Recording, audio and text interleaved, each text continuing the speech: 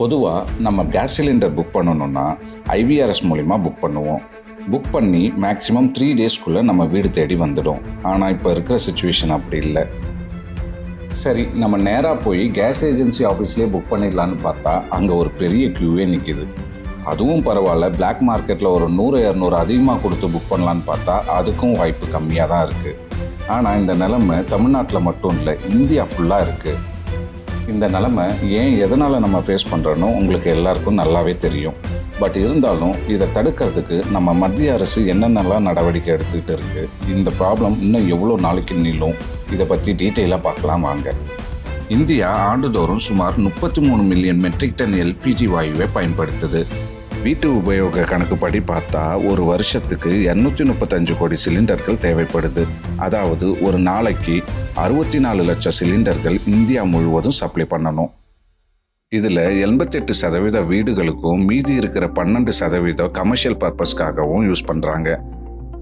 இதில் இந்தியா 60% இறக்குமதி மூலியமாகவும் மீதி இருக்கிற 40% உள்நாட்டு மூலியமாக தயாரிக்கிறாங்க. முதல்ல எல்பிஜினா என்ன, இதை எப்படி தயாரிக்கிறாங்கன்னு நம்ம தெரிஞ்சுப்போம். எல்பிஜி என்பது திரவமாக்கப்பட்ட பெட்ரோலிய வாயு. இது இங்கிலீஷில் லிக்விஃபைட் பெட்ரோலியம் கேஸ்னு சொல்லுவாங்க. இது புரோபேன் மற்றும் பியூட்டன் ஆகிய 2 வாயுக்களின் கலவையாகும். இதை பூமியிலிருந்து நேராக எடுக்க மாட்டாங்க. அதாவது கச்சா எண்ணெய் சுத்தரிக்கும் போது கிடைக்கும் ஒரு துணைப்பொருள். தயிர்லேருந்து நெய் எடுக்கும்போது மோர் கிடைக்குது இல்லையா, அதே மாதிரி பெட்ரோலிய பொருட்களை சுத்தரிக்கும் பொழுது இந்த எல்பிஜி கேஸ் உருவாகும். இது நிலத்தடி எண்ணெய் கிணத்துல இருந்தும் பெட்ரோல் டீசல் தயாரிக்கும் பொழுதும் சேகரிக்கப்படுது. ரிலையன்ஸ், ஐஓசிஎல், பிபிசிஎல் மற்றும் ஹெச்பிசிஎல் ஆகிய நிறுவனங்கள் இந்தியாவில் இதை தயாரிக்கிறாங்க. இயற்கையாக பார்த்தா இந்த கேஸுக்கு எந்த ஸ்மெல்லுமே கிடையாது. கேஸ் லீக்கேஜை கண்டுபிடிக்கிறதுக்காக இதில் எத்தில் மெர்காப்டன் போன்ற கெமிக்கலை சேர்க்குறாங்க. இதனால தான் நமக்கு அந்த தனித்துவமான வாசனையை உணர முடியுது. இந்தியா தனது எரிசக்தி தேவைகளுக்காக பெரும்பாலும் வளைகுடா நாடுகளையே நம்பியிருக்கு. ஐக்கிய அரபு அமீரகம், கத்தார், சவுதி அரேபியா மற்றும் குவைத் போன்ற நாடுகளில் இருந்து வரும் கப்பல்கள் ஹார்முஸ் ஜலசந்தி வழியாக தான் இந்தியாவுக்கு வர வேண்டும். போர் காரணமாக கடல் வழிப்பாதை கடுமையாக பாதிக்கப்பட்டிருக்கு. அதாவது போருக்கு முன்னாடி ஒரு நாளைக்கு சராசரியாக 153 கப்பல்கள் போயிட்டு இருந்த இந்த இடத்துல இப்போ வெறும் 13 கப்பல்கள் மட்டுமே போயிட்டு இருக்கு. ஈரான் தனது வான்வெளியை பயன்படுத்தும் அமெரிக்க தளங்கள் மீது தாக்குவது நடத்துவதாக கூறி அண்டை நாடுகளின் எரிவாயு நிலையங்களையும் குறிவைத்துள்ளது. இதனால அந்த நாடுகளோட உற்பத்தி பாதிக்கப்பட்டிருக்கு. மேலும் இந்தியாவுக்கு வந்து கொண்டிருந்த தாய்லாந்து கப்பல் ஒன்று ஹார்முஸ் ஜலசந்தி பாதை வழியா போகும்பொழுது தாக்குதலுக்கு உள்ளாகி இருக்கு.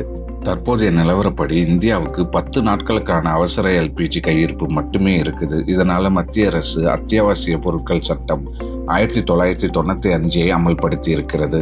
இந்த சட்டம் மூலமா பதுக்கல்கள் தடுக்கப்பட்டு விநியோகத்தில் முன்னுரிமை அளிக்கப்படுகிறது. இருந்தாலும் கடலில் வரும் கப்பல்கள் மற்றும் நிறுவனங்களின் சேமிப்பை கணக்கிட்டா 40 to 45 நாட்கள் வரை நம்மளால சமாளிக்க முடியும். கச்சா எண்ணெய் இருப்பையும் சேர்த்தா 8 வாரம் வரை நம்மளால தாக்கு பிடிக்க முடியும். மத்திய பெட்ரோலியத்துறை அமைச்சர் ஹர்தீப் சிங் பூரி தட்டுப்பாடு குறித்து மக்கள் அச்சப்பட தேவையில்லை என்றும் விநியோகம் சீராகும் என்றும் உறுதியளித்துள்ளார்.